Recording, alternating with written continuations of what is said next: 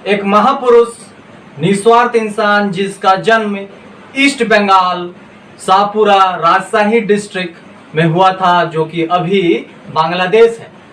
वो एक एडुकेटर थे, सोशल वर्कर थे और एक जर्नलिस्ट भी थे, जिन्होंने सिंदरी में एज ए इंजीनियर ज्वाइन किया और फिर वहाँ के प्रॉब्लम को देखते हुए एक वर्कर्स स्ट्राइक को ज्वाइन किए थे। लेकिन उस स्ट्राइक में ज्वाइन करने से उनको जॉब से हाथ धोना पड़ा और फिर उनका स्टार्ट हुआ पॉलिटिकल करियर।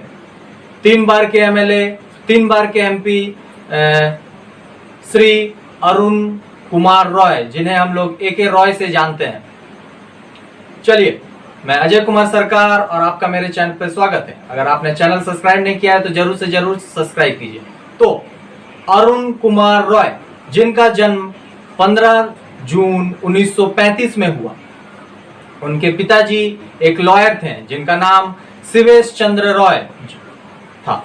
वो एक एंटी ब्रिटिश एक्टिविस्ट थे जिन्हें बहुत बार जेल भी जाना पड़ा। आपको जान के हैरानी होगा कि इमरजेंसी के टाइम में, इमरजेंसी के कारण बहुत से एक्टिविस्ट को जेल के अंदर डाल दिया गया था। इन्होंने जेल के अंदर से MP का फॉर्म फाइल किया था, मतलब एक तरह से नॉमिनेशन फाइल किया था और बम्पर वोट से जीते थे। हाल ही में मतलब कुछ दिन पहले इनका पुण्यतिथि बीता। इनका एक तरह से मृत्यु हो गया था 21 जुलाई 2019 को, जब वो 84 साल के थे और PMCH में इनका मृत्यु हुआ था। अभी तो हाल फिलहाल में बहुत बात चल रहा था कि PMCH को इनका नाम दे दिया जाए। तो थोड़ा डिटेल में जानते हैं कि ये महापुरुष थे कौन, क्या क्या किए, क्या नहीं। तो इन्होंने केमिकल इंजीनियरिंग में मास्टर्स किया था। उसके बाद कलकत्ता में इंजीनियर के तौर पे काम करने के बाद project and development of India में एज अ रिसर्च इंजीनियर इन्होंने ज्वाइन किया।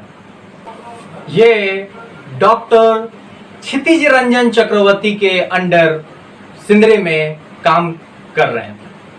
इसके बाद यहाँ पे एक स्ट्राइक हुआ, वर्कर्स स्ट्राइक हुआ आपका 1966 से 1967 के बीच में।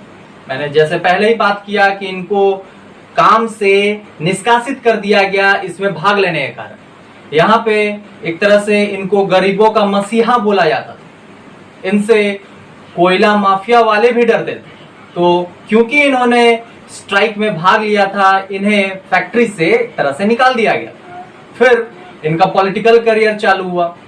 1966 से 1971 तक ये CPI में थे, कम्युनिस्ट पार्टी ऑफ इंडिया में।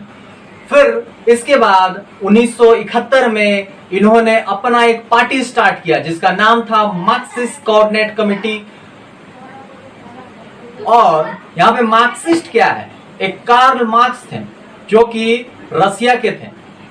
वहां पे भी एक तरह से पहले मोनार्क गवर्नमेंट था, ज्यादा नहीं बताएंगे, मोनार्क गवर्नमेंट था। तो वहां पे कार्ल मार्क्स ने बताया था कि जो भी फैक्ट्रीज है, कोई भी एक इंसान के अंडर नहीं होना चाहिए, लगभग एक कमिटी होना चाहिए जो उसको एक तरह से आप संभाले। बहुत बार आप लोग कम्युनिस्ट पार्टी में सुने होंगे मार्क्सिस्ट लेनिनिस्ट। तो ये इसमें आते हैं। अब हम लोग अपना मुद्दा पे आते हैं। ये तो इनका बात हो गया कि पॉलिटिकल करियर कैसा कैसा था। जब ये जेल में थे तब एक नारा बहुत चला था कि जेल का ताला टूटेगा और AK रॉय जीतेगा। और उस टाइम ये एक तरह से जीते भी थे।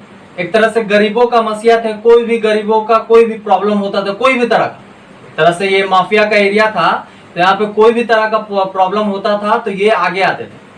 उस टाइम माफिया का दौर था, लेकिन फिर भी ये एक तरह से कोई इनके पास बॉडीगार्ड नहीं, फिर भी ये वहां पे इलेक्शन लड़ते थे और जीतते भी थे।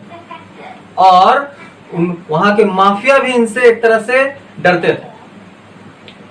ये जब MP के लिए ज्वाइन किए तो कोई भी अपना एकोमोडेशन नहीं लेते थे, और कुछ मिलता भी था तो अपना जो भी इनका जो परमानेंट जो वर्कर थे उन लोग को एक तरह से दे देते थे। जो भी एकोमोडेशन, कोई भी तरह का एकोमोडेशन मिलता था।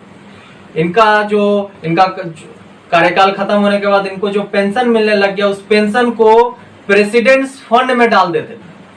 मतलब ये जब डेथ किए हैं उस टाइम इनके बैंक अकाउंट इनका खाली था। पीएमसीएच में एक तरह से इनका डेथ हुआ था पिछले साल, और कुछ दिन पहले ही इनका पुण्यतिथि भी था।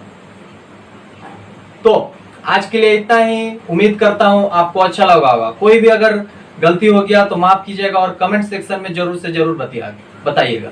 Thank you so much, have a great day and I hope you all are utilising your time. और